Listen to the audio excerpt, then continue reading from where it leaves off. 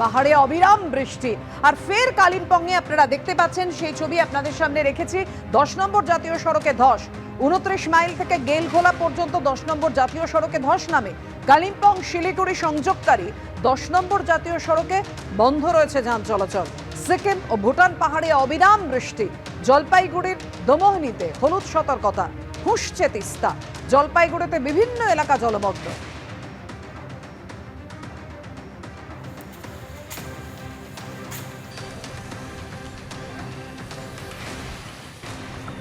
সিকিম ও ভুটান পাহাড়েও অবিরাম বৃষ্টি হয়ে চলেছে। জলপাইগুড়িতে বিভিন্ন এলাকা জলমগ্ন, তিস্তা ফুঁসছে।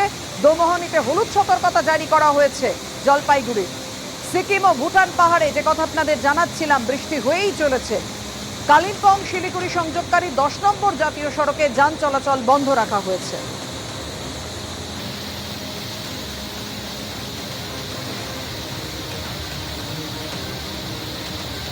বিহারের কুখ্যাত গ্যাংস্টার সুবোধ সিং এর একদিনের জেল হেফাজত। পাটনার বেউর জেলে বসে বাংলায় একাধিক অপরাধের ঘটনায় অভিযুক্ত সুবোধ। 2022 সালে রানীগঞ্জের ডাকাতি থেকে মনীষ শুক্লা খুনেও নাম জড়ায় সুবোধের। বাংলায় খুন, ডাকাতি সহ বিভিন্ন অভিযোগে এই সুবোধ সিংই জড়িত রয়েছে এমনটাই মনে করা হচ্ছে। রাজ্যে একের পর এক সোনার দোকানের ডাকাতির মাস্টার মাইন্ড এই সুবোধ সিং। বিটি রোডে শুট আউটের পর ব্যবসায়ীকে হুমকির ঘটনাতেও নাম জড়ায় সুবোধের। কথা বলবো, আমাদের সঙ্গে রয়েছেন আমাদের প্রতিনিধি কৌশিক গাতাইত। কৌশিক, জানা আমাদের ঠিক কি কি অভিযোগ, কি কোন কোন ঘটনায় নাম জড়িয়ে রয়েছে এই সুবোধ সিং এর?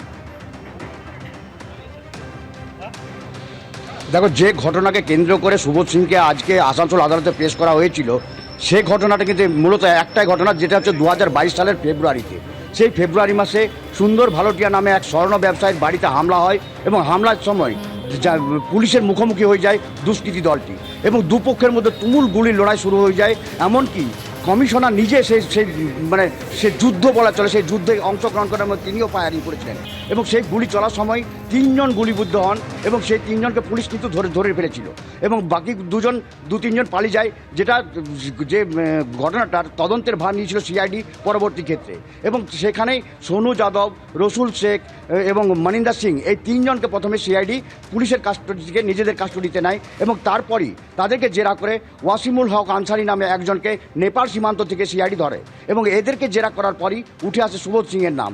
এই সুবোধ সিং কিন্তু বেউর জেলে 2018 সাল থেকে বন্দি রয়েছে এবং সেখান থেকেই কিন্তু সমস্ত ঘটনার অপারেট করে যেত তার সমস্ত নির্দেশেই কাজ করতো তার সঙ্গীরা, এমনটাই জানতে পেরেছে সিআইডি এবং তারপরই তৎপর হয়ে যায় সিআইডি বেউর জেল থেকে যেমন করে হোক সুবোধ সিংকে এই রাজ্যে নিয়ে আসার। কিন্তু বেউর জেল কর্তৃপক্ষের অসহযোগিতার অভিযোগ উঠছে, যে অসহযোগিতার কারণে যে সেখান থেকে আনা সম্ভব হচ্ছিল না।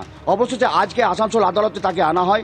আসানসোল আদালতে আজকে রবিবার এবং বিশেষ আদালতে তাকে তার কাগজপত্র সমস্ত জমা করা হয়, যদিও তাকে এজলাসে পেশ করা হয়নি, কাগজপত্র জমা করা হয় এবং সেখানের বিচারক জানান যেহেতু এই মামলাটি এডিজে 1 অর্থাৎ অতিরিক্ত জেলা দায়রা জজ আদালতের 1 নম্বর আদালতে এই মামলাটি চলছে, কাজেই আগামীকাল যেন তাকে ওই কোর্টে পেশ করতে হবে। একদিনের জন্য অর্থাৎ আজকের জন্য আসানসোল জেলে পাঠানো হয়েছে সুবোধ সিংকে। ধন্যবাদ তোমায়।